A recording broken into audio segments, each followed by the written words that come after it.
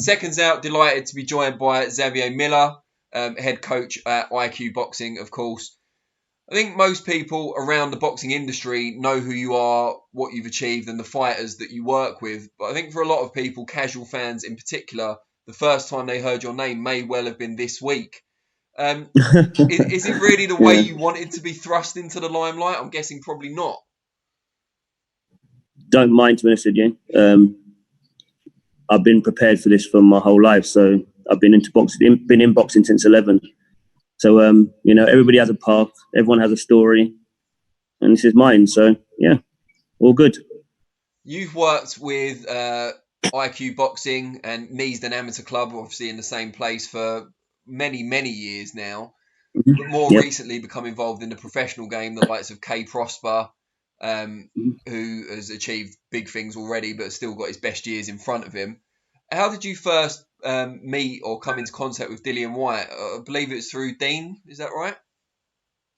Yeah, I mean, I've been talking to Dean for a long time anyway. And, one time he just said to me, he's going to pass down with Dillian, pass down the gym, did a bit of training, and that was really it. Showed Dillian a couple of things and he liked what he saw, and that was it. Up until this point, when you've been working with Dillian, and I know some of the training camps Dillian's had with Mark Tibbs, you've actually let them use your gym as well, which is great. And you've worked in close proximity together. How's that relationship been? Because it's obviously never easy having more than one trainer working with a guy, but there's a clear hierarchy in place and you're both very respectful people. Yeah, I mean, I'm very used to being the head coach. As you said earlier, I was involved with the pros, just learning before I actually even opened an amateur gym. Been around a long, long time. And then I had my amateur gym, and it was me and my business partner, Nicholas Prempe. We run IQ Neasden Boxing Club in the amateurs for about 6 years. I was running that club, doing all the matchmaking, all the coaching, basically everything, judging as well. And then, I started in the pros, and it's just been an interesting journey. I mean, I've never had a problem working in a team. I've got coaches at my gym. When you run an amateur boxing club, you've got a lot of fighters in the club, so you have to learn to manage coach as well. And with my experience with Don Charles, I've been around Don for many, many years. I've worked with him, been in the corner with him a lot of times. Including funny against enough, Dillian. Yeah, once. Once, yeah. Rematch, wasn't it? Yeah, I mean, funny enough, Don, I didn't actually do, not really training camps with Don. Don would just call me and say to me, right, Zav, there's a fight this week and I want you to be in the corner. And he used to say to me, don't question it, just come. So I hadn't even worked with the fighters that he was talking about. He just wanted me to be in the corner. He said to me, you'll understand later down the line, because when I first started working in and out of Don's gym here and there, he said to me, you're one of the best I've seen. You clearly know what you're doing. And, I'd like to send my son down to you so you could train him. And me and Don have had a very close relationship since then. I mean, even when I opened my amateur boxing club, I actually went down to Mill Hill to go and see Don. And I said, you know what, I've always had a lot of respect for you, for what you've done in boxing. It's very hard to get a high profile boxer and take your coaching to the next level. I mean, that's every coach's dream. And I said to him, I'd be honoured if you'd come down to my club when I'm going to officially open my amateur boxing club, because the local paper's coming down. Because what I really wanted to do, I wanted to create an environment, a safe environment for children and young people to come and learn how to box and try and get kids off the street, with all the knife crime, gun crime and so on. So that was the whole idea of opening that club in the first place. I never really actually wanted to run an amateur boxing club. I just wanted to teach some of the boxers that I already had and actually just turn them pro. So I actually kind of fell into amateur boxing. Looking back now, I'm glad I did. I probably would be in the position that I'm in now, maybe 5 years ago, if I hadn't had a stretch in the amateurs. But I think I learned a lot of different things. It's good to have an idea of how the other side of boxing works, because it is two completely different worlds. I understand that now. People talk about it, but you really don't know unless you're in it. And, I managed to meet some really good fighters actually being involved in the amateurs, and some of them have turned pro with me.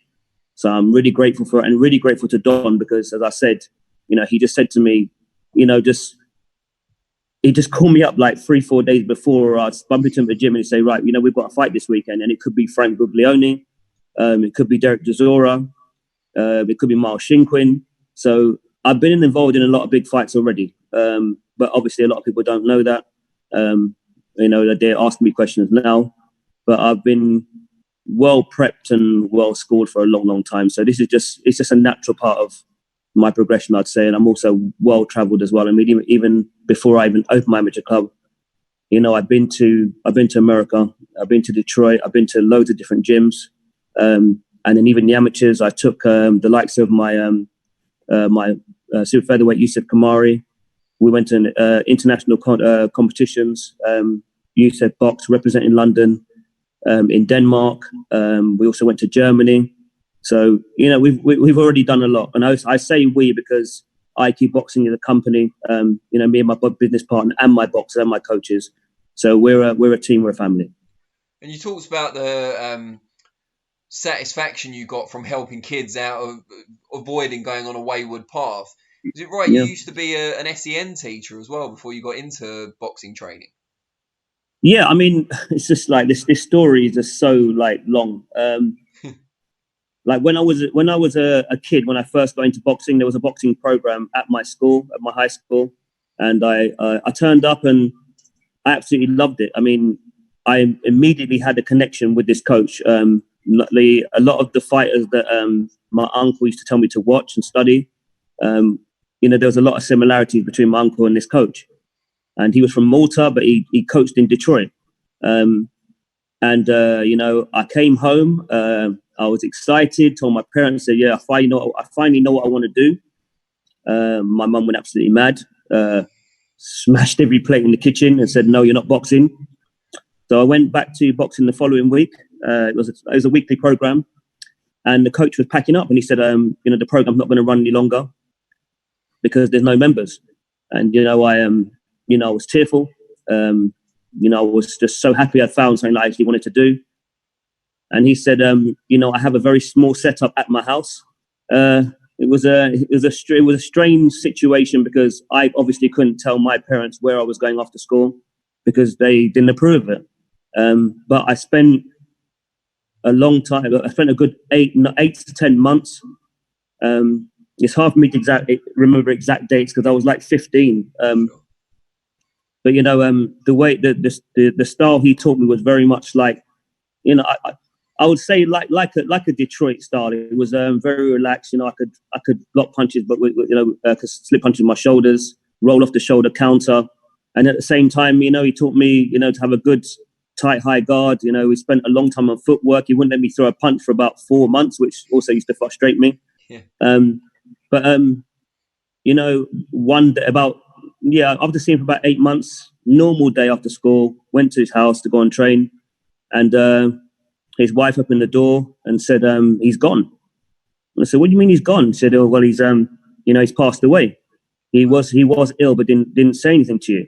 And she said, "He left you this," and she handed over a letter to me, and he explained that he said, "You'll be a world champion one day," and he said I was gifted, and it was hard. It was I really didn't want to have anything to do with boxing for a long, long time. It was like I went to different gyms, but they weren't him. They tried to change what I was doing, but I was beating up the guys in the gym.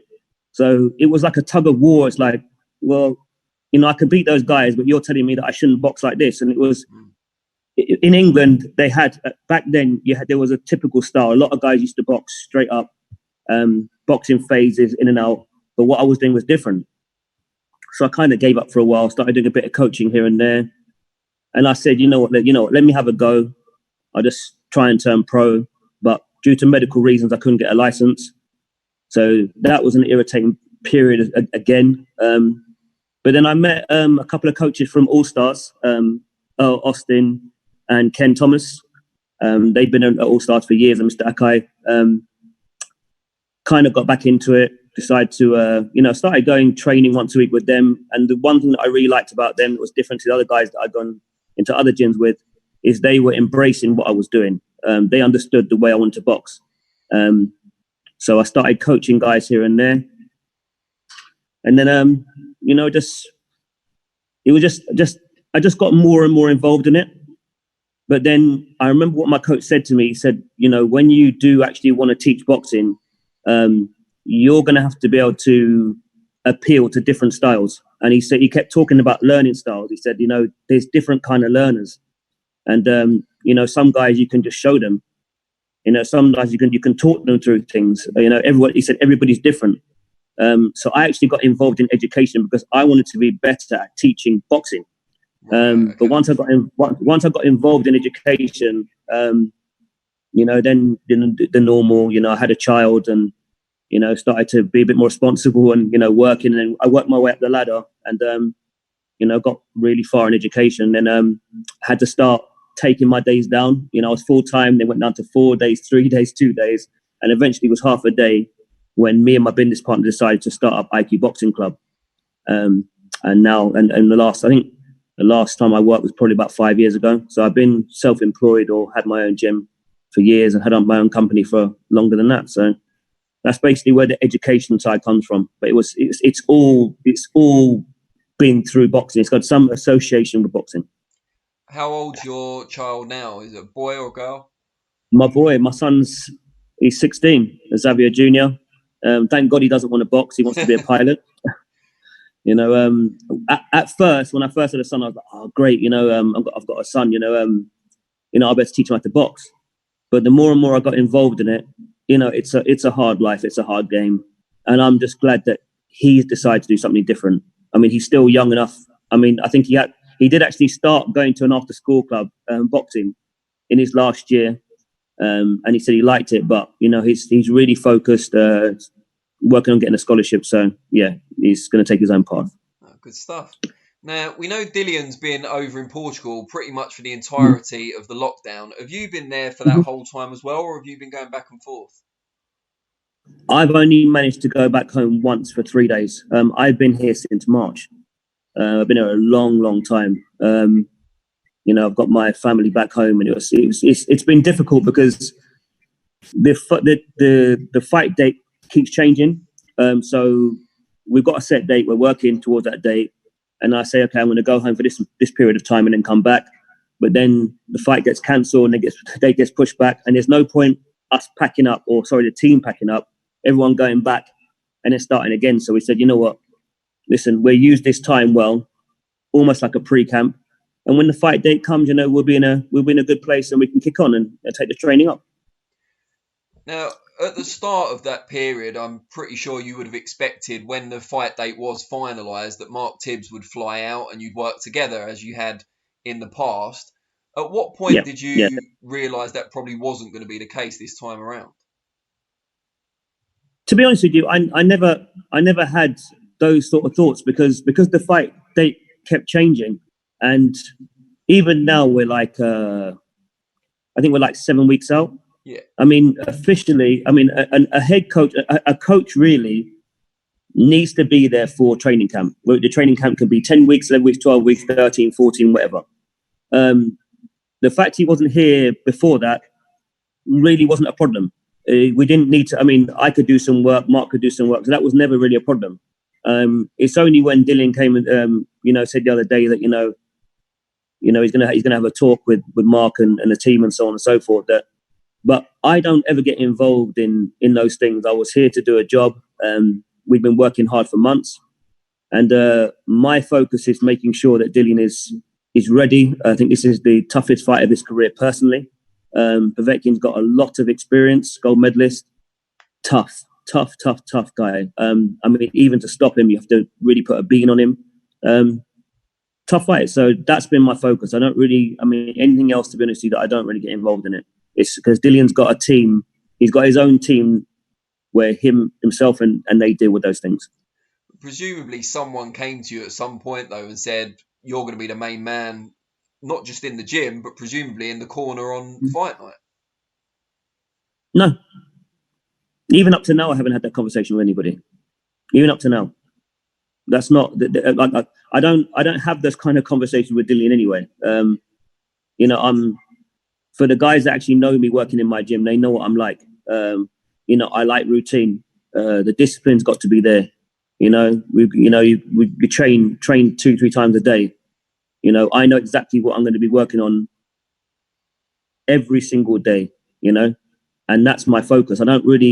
Honestly, I've never been the kind of person to get involved in what's happening outside. It's just not me. If you come and tell me something's happening, I'll say, okay, fine, good. Okay, let's get on with it.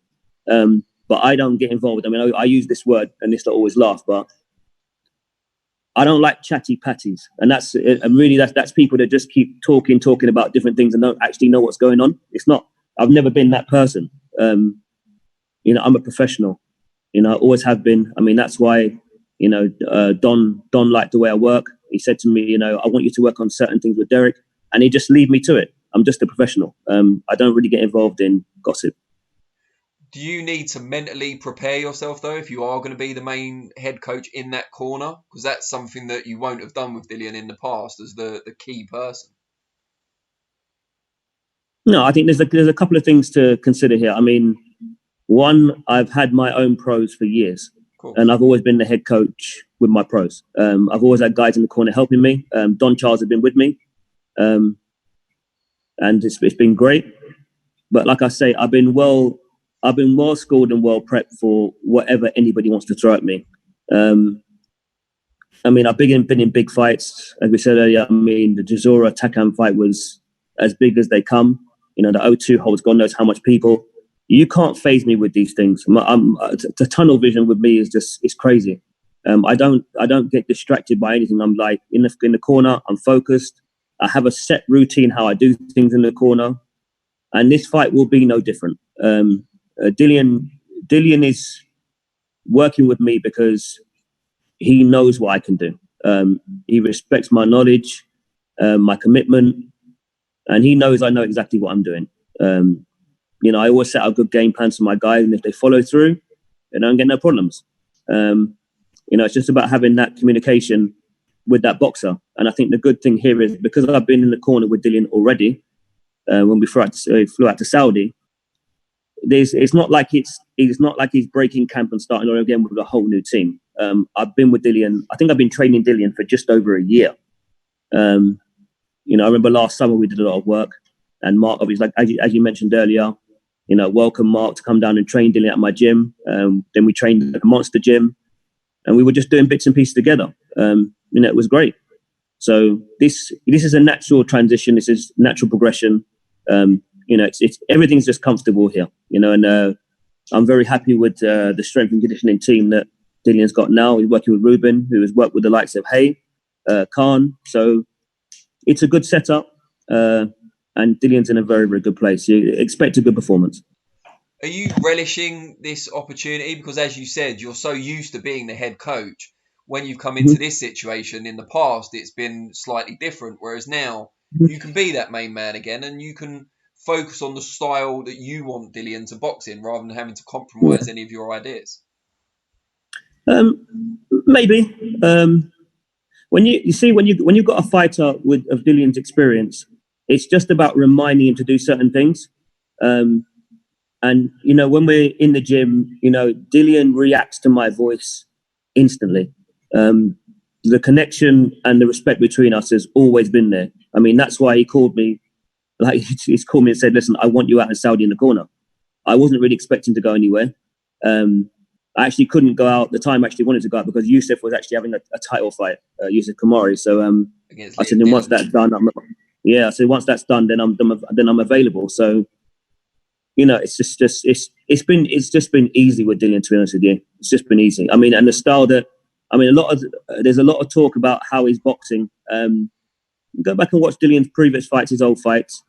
A lot of the things that we're doing now, Dillian was already doing them. So I said, I'm not reinventing the wheel. I'm just reminding that he's good. He was good at certain things, and not to forget about that, because every boxer you fight, is different. When you get in the ring with them, they're not going to look the same as they did maybe against their last opponent. So you need to be able to do different things in the ring so you can adapt. I think we're on the path to a world title. The fighters that can adapt are the ones that win world titles. the ones that can do that little bit more. That's what I'm just trying to impress upon him. You mentioned Yusuf Kamari there. How much of a benefit has it been for him to be out in Portugal with you guys, learning what a world-class training camp looks like and working alongside the likes of Dillian as well? Yeah, I mean, as I said before, this whole journey and this whole path, it's like everything is falling into place as me and Yusuf used to talk about. I used to say to him, you could be a great fighter. I said, there's things that you need to learn. You need to be well traveled. When I used to pick up my stuff and go to different countries to go and spar, the environment is different in America. You walk in there and they're saying, it's London, and there's a lot of people banging on the ring and they want to see a war. And, you get used to being in that environment. And I keep saying to him, every country you go to, there's good fighters. Whether you go to Denmark, Sweden, Portugal, America, Spain, no matter where you go, there's good boxers. So it's good to be well traveled. So we were actually planning to go out this year and go to America. So the fact that Yusuf actually come out here and he's got to work with the likes of Ruben, Dillian's taken a real liking to him. I mean, when Dillian was actually training at my gym, he saw Yusuf on the bag. He said to me, "Who's that kid?" And I told him about his record and his background and so on. He said, "Yeah, he's really good." And then the next time Dillian came to the gym to train Yusuf for sparring, and Dillian took Yusuf's corner. And when the sparring had finished, he said, "That guy listens." So he's always taken a liking to Yusuf. And when the opportunity arose, then he said, I'd like to sign him. So when Yusuf came out here, Yusuf paid for his own flight. Again, he's hungry. He wants it. And Dillian said, I want to take this kid on. And that was it. And he just paid. He didn't actually tell us what he was doing. He just posted it on Instagram. So, it was good. I mean, but Yusuf actually loved it. And he's, it's just going to improve him as a fighter. And although they're not out in Portugal currently, do you expect in the future to continue working with Richard Riakporhe and John Harding Jr.? Not Richard. I don't think so. There's never been a conversation about that. Actually, that was a bit of a shock to me. I didn't even see that one coming. It's just I saw a post on Instagram.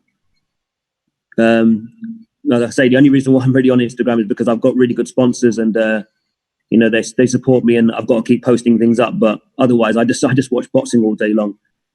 John Harding Jr. Yes, is with me. We'll be getting him ready for his next fight. But yeah, I don't expect to be taking anybody else on. I don't think the guys at my gym will be very happy because they've been with me a long time, and they're all at the point where they're either fighting for a title or they're an eliminator, or they've already boxed for a title. So in the process of trying to get them TV exposure. But they've all been they're all well schooled. Most of them have had good amateur experience. So I expect them to all do well. Just depends how badly they want it. Well, it's been an absolute pleasure to get to know you a bit better. And I think a lot of people out there watching this will be glad to get a bit more insight into someone whose job on August 22nd certainly is going to be incredibly important and under scrutiny, I guess it's fair to say. Because the job's always been important, but this comes with an added level of spotlight, I guess. Yeah, I mean, to be honest with you, those who actually know boxing, will understand the history. The guys that are around now that you see, they were in the corner as a second to somebody else. Of course. They did their apprenticeship. That's the way the business works. And when I wanted to actually turn pro, and Don Charles said to me, because I spoke to him about the idea of having an amateur boxing club, he said it's something that he never actually did. And he said to me, if I was you, I would take the time and build your own amateur boxing club if that's what you want to do, because it will serve you in the future. And so that's what I did. I mean, he's always given me great advice. So, it's just in a very good place. And, I just, I like big fights. Especially I like title fights. So this is a job for me, but at the same time, very excited and looking forward to any challenge that anybody wants to throw at me. Brilliant. Well, I really appreciate your time and very. Can I just quickly say a quickly shout out to my sponsors, because they're the reason why I can do what I do every day. So firstly, Tiger Bay, which is a shisha lounge. That's my main sponsor. They've been fantastic. Also Ealing Boards and Timber. Bravos is a boxing glove company, been fantastic. And KMT Apparel, which is a clothing company. I mean, every time my guys have had a title fight, Kevin from KMT or Tiger Bay have actually paid for my boxes, strength and conditioning, or paid for their kit. Been so helpful. And obviously, ticket sales is really hard for these guys, but I wanted them to go through the small hall circuit so they can understand how hard this boxing game is. I didn't want them to go straight to a big promoter because I wanted them to have that foundation and have that experience. So, I just want to say thanks to all my sponsors as well. Been fantastic. Great stuff. Really appreciate the time. Very best of luck for August 22nd. Mm-hmm. The world will be watching. I'm sure you can't wait just as much as we can't. Of course, yeah. Love big fights.